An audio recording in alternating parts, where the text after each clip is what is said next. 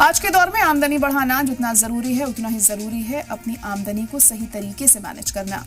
अक्सर हमारी तनख्वाह या आमदनी आती है और महीने के आखिर तक पता ही नहीं चलता कि पैसा कहाँ खर्च हो गया। जरूरी खर्चों के साथ गैर जरूरी खर्च बढ़ते जाते हैं और बचत के लिए कुछ खास नहीं बचता। लेकिन अगर आमदनी चाहे कम हो या ज्यादा, उसकी सही प्लानिंग की जाए तो खर्च भी आसानी से मैनेज किए जा सकते हैं और हर महीने कुछ रकम सेव भी की जा सकती है। सबसे पहले ये समझना जरूरी है कि हमारी कुल आमदनी कितनी है, इसमें से कितना पैसा घर के लिए जरूरी खर्चों में जाता है, कितना पैसा कर्ज या ईएमआई में जा रहा है और कितना हिस्सा हम बचा सकते हैं। इसके साथ ही इमरजेंसी फंड, इंश्योरेंस, बच्चों की पढ़ाई, घर खरीदने, रिटायरमेंट और आगे आने वाले बड़े खर्चों को भी ध्यान में रखना चाहिए। कई लोग सोचते हैं कि जब आमदनी बढ़ेगी तभी बचत शुरू होगी, लेकिन हकीकत यह है कि बचत आमदनी बढ़ने का इंतजार नहीं करती, बल्कि अच्छी फाइनेंशियल प्लानिंग से शुरू होती है। तो आज के प्रोग्राम में हम बात करेंगे कि अपनी इनकम को किस तरह प्लान किया जाए, खर्चों को कैसे कंट्रोल किया जाए और हर महीने सेविंग्स को अपनी आदत कैसे बनाया जाए। इस पर बात करने के लिए हमारे साथ खास मेहमान भी जुड़ चुके हैं और हमारे साथ खास मेहमान जुड़ गए हैं, उनका तारुफ भी आपसे हम करवा देते हैं। शरद कोहली जी, जो कि सीनियर इकोनॉमिस्ट हैं, वो इस वक्त हमारे साथ जुड़ चुके हैं। कोहली साहब, बहुत इस्तकबाल है आपका सलाम टीवी में। और सबसे पहले आपसे हम यही जानना चाहेंगे कि इनकम प्लानिंग क्या है और एक आम परिवार को इसकी शुरुआत किस तरह करनी चाहिए।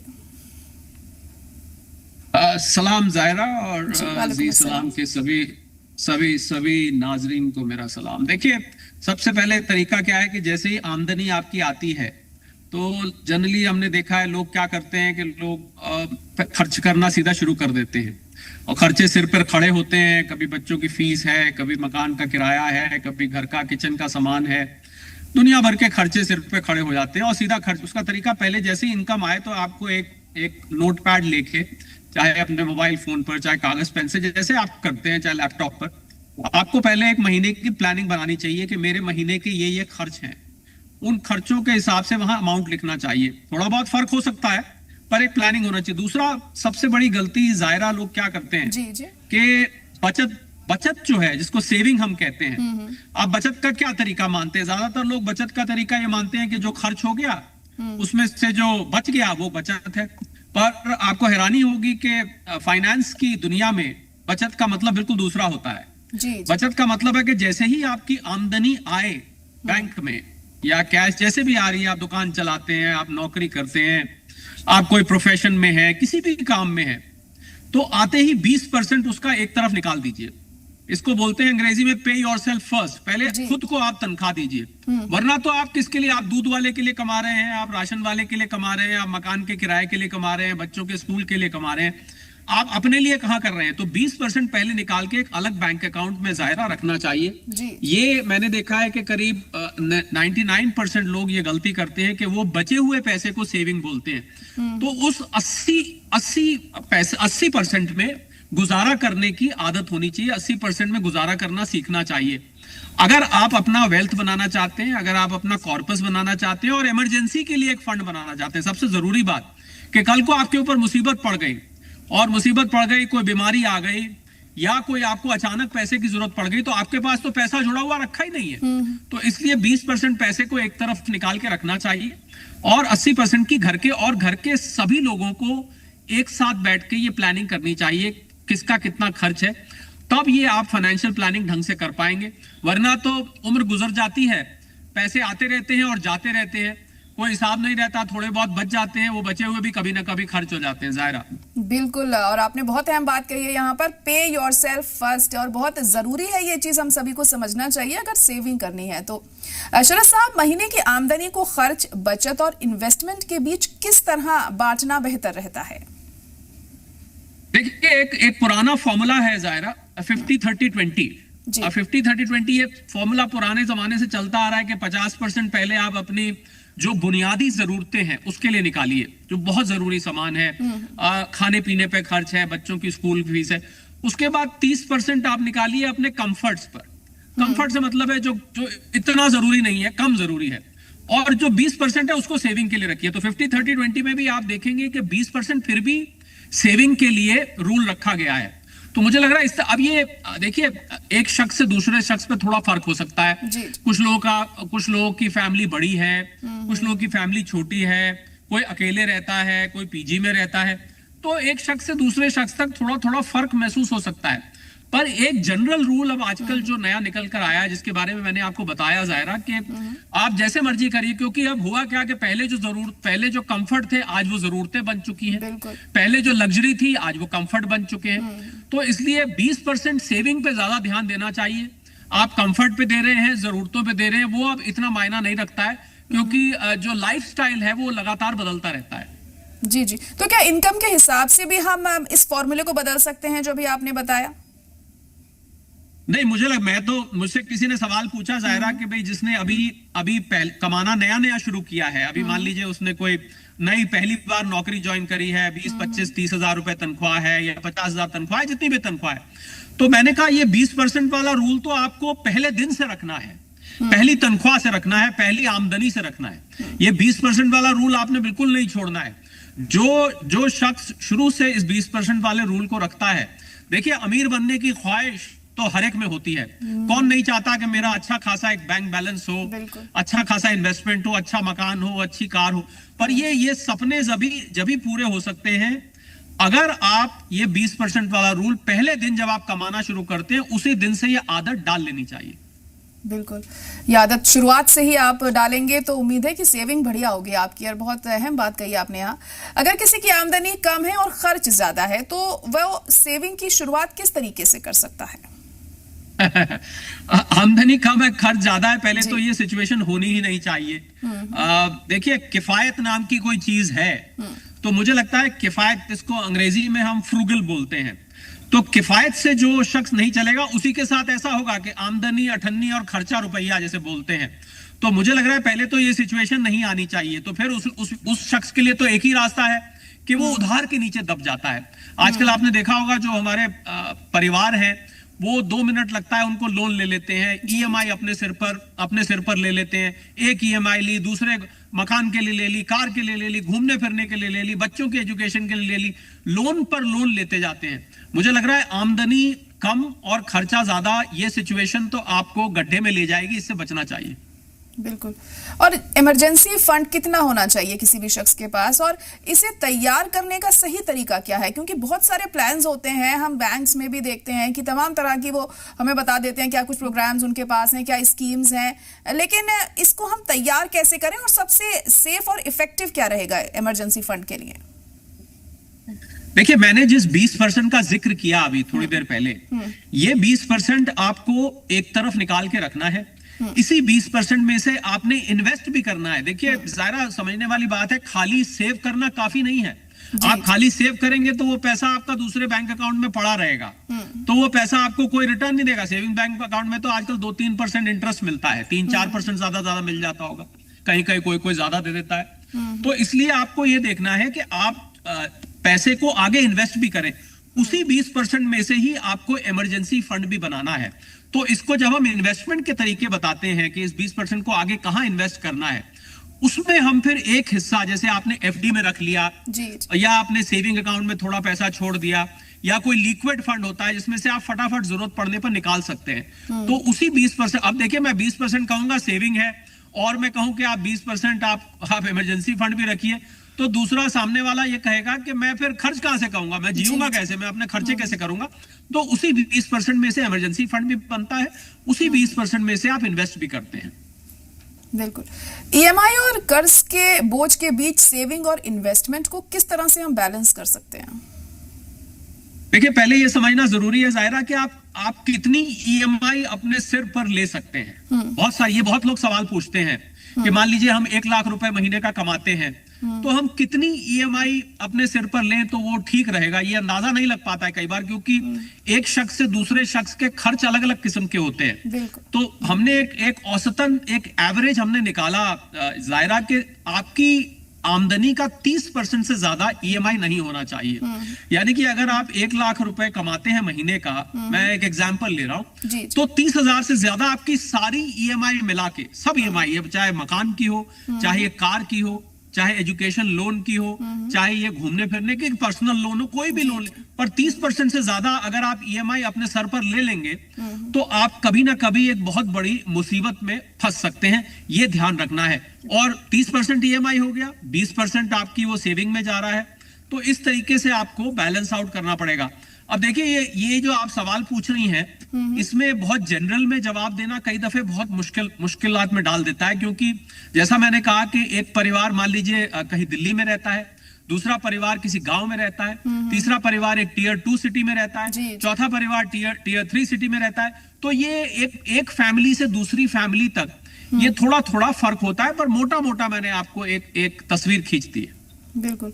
और बचत के पैसे को सिर्फ बैंक अकाउंट में रखना ही बेहतर होगा, क्योंकि ये सवाल अक्सर हम देखते हैं, लोग कंफ्यूज भी रहते हैं कि हम क्या करें जो बचत का पैसा है, इसे बैंक अकाउंट में रखें या अलग अलग फाइनेंशियल इंस्ट्रूमेंट्स या इन्वेस्टमेंट हमें करना चाहिए।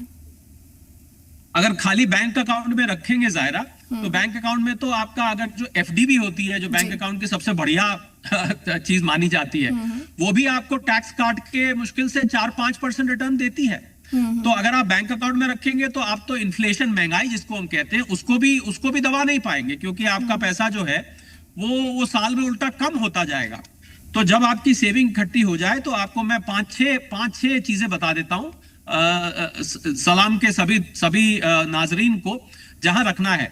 आप बैंक अकाउंट हो गया, म्यूचुअल फंड हो गया, शेयर मार्केट हो गई, प्रॉपर्टी हो गया, आजकल गोल्ड सिल्वर की बहुत जिक्र आता है, गोल्ड सिल्वर हो गया, बॉन्ड्स हो गए, पोस्ट ऑफिस की स्कीम्स हो गई।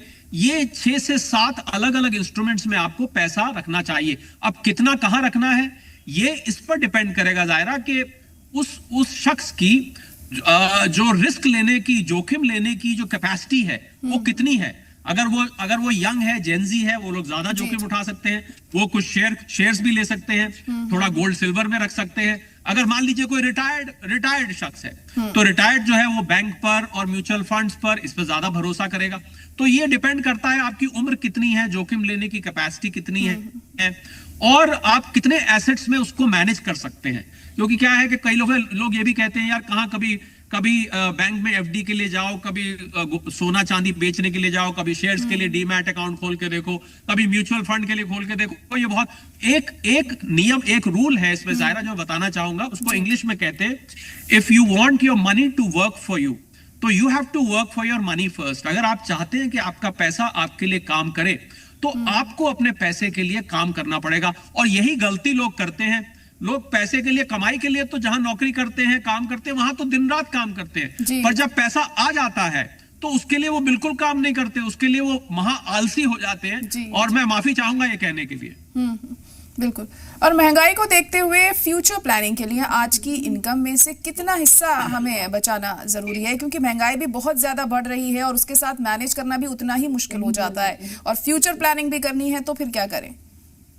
मैंने आपको बताया 20%, मैंने इसीलिए शुरू में बता दिया, मुझे पता था आप ये सवाल पूछने वाली हैं, मैंने इसीलिए शुरू में बता दिया कि 20% आपकी जब भी तनख्वाह, इनकम, आप दुकान चलाते हैं, ऑफिस चलाते हैं, कोई प्रोफेशन में है, आप नौकरी करते हैं, 20% जैसे ही बैंक अकाउंट में आए, एक दूसरे बैंक अकाउंट में उसको निकाल के रख दीजिए और उस पैसे को छूइए मत। मैं तो थोड़ा मजाक में ये भी कहता हूं, उस बैंक अकाउंट का एटीएम कार्ड फाड़ के फेंक दीजिए, उसके इंटरनेट के लॉगिन आईडी पासवर्ड भूल जाइए, उसकी चेकबुक को आग लगा दीजिए। ये सब इसलिए मैंने कहा कि आप उस 20% को जिससे टच ना करें, आप उसको छुए ना।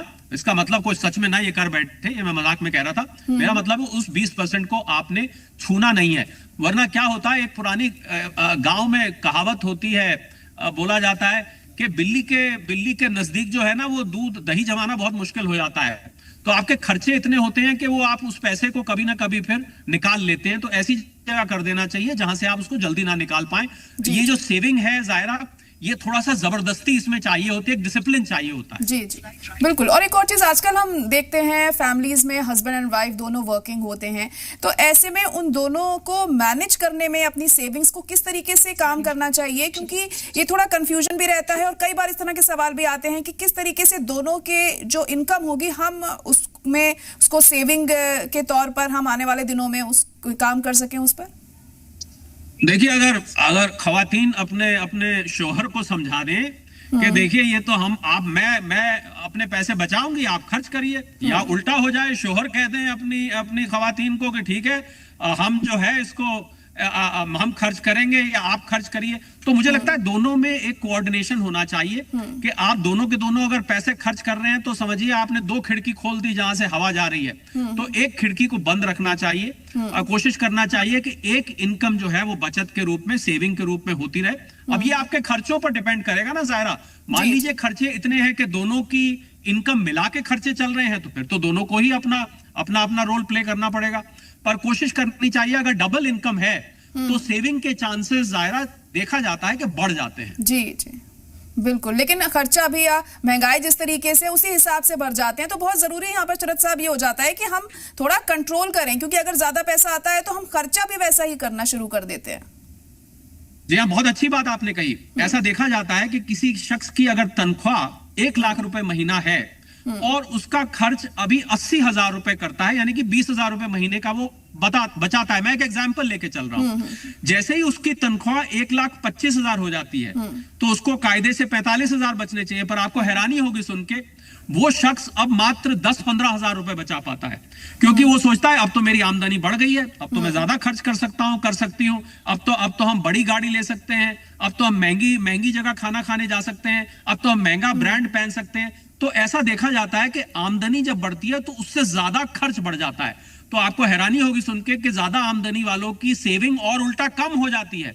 तो मुझे लग रहा है कि अपने ऊपर, जो मैंने शुरू में बात करी थी ज़ाहिरा किफायत की, तो मैजिक वर्ड हियर इज किफायत, कि आपको थोड़ी सी किफायत से चलना होगा, तभी आप सेविंग बना सकते हैं, तभी आप अपना इमरजेंसी फंड बना सकते हैं, तभी आप इन्वेस्ट कर सकते हैं, और अगर मैं और दूर की बात कहूं तो तभी आप एक अमीर बनने का सपने को पूरा कर सकते हैं। जी जी, लेकिन अगर हम मोटा मोटा 5 स्टेप्स आपसे जानना चाहें कि फाइनेंशियल प्लानिंग के क्या होने चाहिए, तो आप क्या कहेंगे?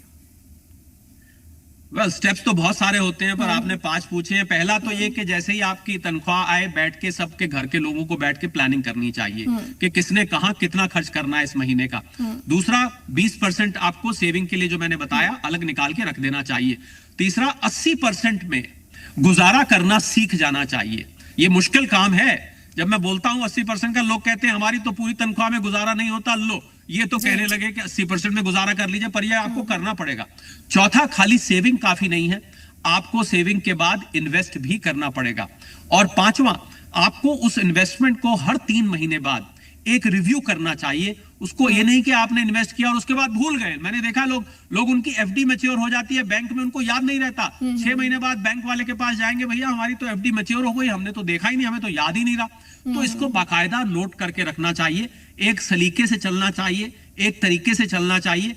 तभी आप, जैसा मैंने कहा कि अगर आपका पैसा तभी आपके लिए काम करेगा अगर आप अपने पैसे के लिए काम करेंगे। तो ये 5 चीजें बताई। वैसे मेरे पास तो 50 है, पर इतना वक्त नहीं होगा। बिल्कुल। लेकिन हम देखते हैं सैलरी कई बार एज इट इज रहती है और महंगाई बढ़ जाती है, तो अक्सर हम ये कहते हुए भी सुनते हैं कि महंगाई बढ़ती जा रही है लेकिन सैलरी वहीं की वहीं है। तो ऐसे में भी बजट गड़बड़ा जाता है, तो उसको कैसे हम मैनेज कर सकते हैं?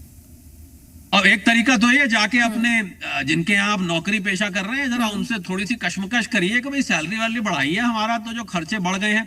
बाकी देखिए, आपकी एक कहा जाता है, कहावत होती है कि उतने ही टांग पसारनी चाहिए, फैलानी चाहिए जितनी बड़ी चादर हो। तो ये तो इसका जवाब यहाँ मिल जाता है। आपको अपने खर्चों पर थोड़ी सी कैंची चलानी पड़ेगी। अगर आपकी तनख्वाह उतनी है, खर्चे आप बढ़ाते चले जाएंगे तो फिर तो आप उधार के नीचे दब जाएंगे। और मुझे लगता है सबसे बड़ी गलती एक और लोग करते हैं कि लोगों के खर्चे दिखावे के चक्कर में, ये जो शो बिजनेस जिसको आजकल कहते हैं ना, कि मुझे ये दिखाना है अपने फ्रेंड्स को, अपने रिश्तेदारों में कि मैं तो इसमें घूमता हूं, इसमें घूमती हैं, यहाँ खाना खाता हूं, यहाँ। तो मुझे लग रहा है ये दिखावे के चक्कर में लोग सेविंग से महरूम रह जाते हैं ज़ाहिरा। मैंने ये अक्सर देखा है। बिल्कुल, जाहिर तौर पर। और जैसे अगर हम बजट अपना बनाते हैं तो क्या उसे कुछ कुछ वक्त में हमें रिव्यू करते रहना चाहिए और उसमें चेंजेस भी लाने चाहिए वक्त के साथ? बिल्कुल, बजट तो होता ही है कि आप एक एस्टिमेट बनाते हैं आगे के लिए, कि पर जरूरी नहीं कि आप उस एस्टिमेट को पूरा कर पाए, क्योंकि बहुत सारी बातें बीच में हो जाती हैं। वो एस्टिमेट बहुत रीजन से बिगड़ जाता है ज़ाहिरा। बिल्कुल, बजट को भी रिव्यू करना है, अपनी इन्वेस्टमेंट्स को भी वक्त पर रिव्यू करना है। ये एक बार करने का काम नहीं है। जब तक आप कमाई करते रहेंगे, ये जिंदगी भर का रोग है, आपको लेना पड़ेगा। बिल्कुल। और जैसे कि आपने शुरुआत में कहा कि सैलरी आते ही हमें 20% उसे सेव कर देना चाहिए, लेकिन बहुत सी ऐसी चीजें होती हैं जिन्हें हम कंट्रोल नहीं कर पाते हैं, तो इसको आदत अपनी हम कैसे बनाएं, आदत में कैसे शुमार करें, इसको लेकर हमें क्या करना चाहिए? अब देखिए, ये तो आपने साइकोलॉजिकल सवाल पूछा है जायरा, ये तो फाइनेंस का सवाल नहीं। आदत कैसे बनाएं? जी। तो अब आदत तो अपने ऊपर, देखिए आपको अपने ऊपर लगाम तो लगानी पड़ेगी। किफायत इसका तरीका है, और समय समय पर अपने वक्त पर अपने आप को याद दिलाते रहिए कि मेरी इतनी तनख्वाह है, मुझे ये खर्च नहीं करना है, मुझे इसी में गुजारा करना है, मुझे ये सेविंग करनी है। ये तो यही तरीका है। नहीं तो आपका कोई बड़ा हो, उसको कह दीजिए भाई हमारे ऊपर डंडा लेके सवार रहिए, जब भी हम खर्च करें तो हमको रोक दिया करिए। तो यही तरीका बता सकता हूं मैं। जी जी। और जिस तरीके से कई बार, जैसे आपने पहले भी बताया कि एफडी लोग करा लेते थे, और पहले हम देखते थे जो हमारे पेरेंट्स थे या उनसे भी पहले के जमाने में लोग ज्यादा सेविंग कर लिया करते थे बनिस्बत आज की तारीख में। हम देखते हैं जो यंगस्टर्स होते हैं वो मौजूदा वक्त में रहना ज्यादा प्रेफर करते हैं, और जो भी हालात होते हैं उसी के अकॉर्डिंग वो खर्चा करते हैं, फ्यूचर के बारे में नहीं इतना सोचते हैं। क्या वजह, ये सोच बदलने की वजह से ये चीजें हम देख रहे हैं, या फिर क्या रीजन आपको लगता है इसके पीछे होगा? जी हाँ, ये बहुत अच्छा सवाल पूछा आपने। आज खा तो कल खुदा, ये जेन जी का एक स्लोगन है कि, और आपने देखा होगा, आपने बिल्कुल ठीक कहा, आपके जो पहले पेरेंट्स थे और उनसे पहले पेरेंट्स थे, उन लोगों का बचाने का तरीका अलग होता था। आज अगर वो लोग रिटायर्ड हैं, आपके भी घर में कुछ लोग रिटायर्ड होंगे, आप देखेंगे कि उनके पास एक अच्छा खासा अमाउंट जुड़ा हुआ है, और उनका जो ओल्ड एज है, बुढ़ापा है, वो बड़े बड़े इत्मीनान से कट रहा है। उनको कोई इतने खर्चे की जरूरत नहीं। पर मुझे चिंता, ये आपकी बात से याद आया कि मुझे फिक्र इस बात की है कि जब ये आजकल की जो जेनजी है, जब ये उस उम्र की दराज पर पहुंचेंगे, तो इनके पास तो कुछ होगा ही नहीं, क्योंकि ये तो आज खा कल खुदा पर चलते हैं। तो इसलिए मुझे लगता है आज की हमारी और आपकी जो गुफ्तगू है, ये उन जेनजी तक पहुंचनी चाहिए। उनको ये पता लगना चाहिए कि अगर आज का आपका किया हुआ सेविंग, आज की हुई इन्वेस्टमेंट, आज की हुई किफायत आपके कल को बेहतर बनाएगा। यही मुझे लगता है हमारी जो बातचीत का आज जो असली मसला है, वो यही है कि जेनजी को ये नहीं सोचना चाहिए कि आज सब खर्च लो, कल की कल देखी जाएगी। इस रवैये से आप कभी भी, और साथ में जेनजी अमीर भी बनना चाहते हैं, ये दोनों चीजें एक साथ नहीं चल सकती है जाहिर तौर पर। और बहुत अहम पॉइंट्स आपने बताए हैं यहाँ पर, और उस पर अगर हम चलें तो अपनी सेविंग जरूर कर सकते हैं, इमरजेंसी फंड भी तैयार कर सकते हैं, और हमारे लिए बहुत फायदेमंद साबित होगा। बहुत शुक्रिया आपका शरद साहब हमारे साथ जुड़ने के लिए।